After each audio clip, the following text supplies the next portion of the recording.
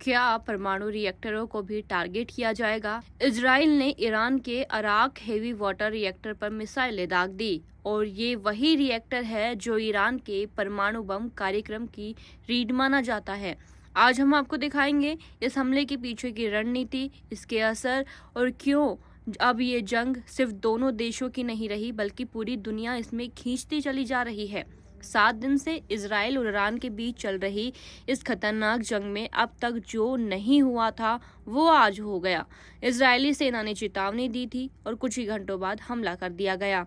Target था अराक का heavy water reactor और उसके साथ खोंडब की न्यूक्लियर फैसिलिटी।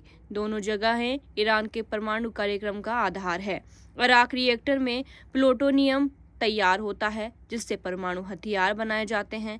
खोंडब का IR-40 रिएक्टर इस प्रोग्राम का दूसरा मजबूत स्तंभ है। दोनों को इंटरनेशनल एटॉमिक एनर्जी एजेंसी की निगरानी में रखा गया है, लेकिन युद्ध में अब अंतर्राष्ट्रीय संधियों की परवाह कौन कर रहा है? हमले के बाद इलाके में भारी ब्लास्ट की आवाजें सुनी गई, कई इमारतें मलबे में बदल चुकी हैं, लेकिन सरकारों की तरफ से नुकसान और आधिकारिक आंकड़ा अभी सामने नहीं आया है। अब सवाल ये उठता है, इजराइल ने न्यूक्लियर फैसिलिटी पर हमला क्यों किया? इसके पीछे 2 बड़ी वजहें हैं। ईरान के हथियारों की फैक्ट्री अराक और खोंडब जैसे रिएक्टर सिर्फ बिजली नहीं बनाते, ये हथियार बनाते हैं।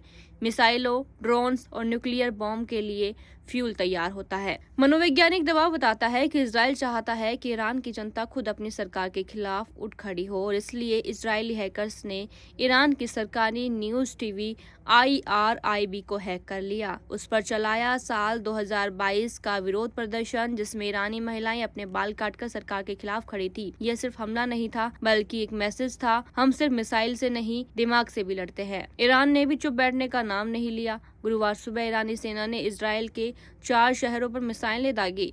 बिशेरबा के सोरोका हॉस्पिटल पर हमला, अस्पताल को गंभीर नुकसान हुआ, ICU क्षतिग्रस्त हो गया।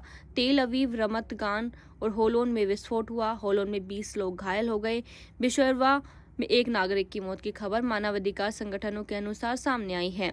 ईरान में अब तक 639 मौतें, 1329 लोग घायल हो चुके हैं। इजराइल के 24 नागरिक मारे गए हैं। अब सवाल यही है, क्या ये सिर्फ 2 देशों की लड़ाई है या फिर दुनिया की एक और वर्ल्ड वॉर की तरफ बढ़ती हुई लड़ाई है? क्या न्यूक्लियर फैसिलिटी पर हमला भविष्य के युद्धों का ट्रेंड बन जाएगा? और इस जंग को कौन रोक सकता है? UN, अमेरिका या कोई तीसरी ताकत? कमेंट करके बताइए, क्या इजराइल ने सही किया या न्यूक्लियर फैसिलिटी पर हमला दुनिया को अंधेरे की ओर धकेल देगा? अगर आपको ये वीडियो जानकारी पूर्ण और जरूरी लगी हो तो लाइक करें, शेयर करें, सब्सक्राइब करना ना भूलें, क्योंकि ये सिर्फ न्यूज़ नहीं, ये आपके फ्यूचर की कहानी है।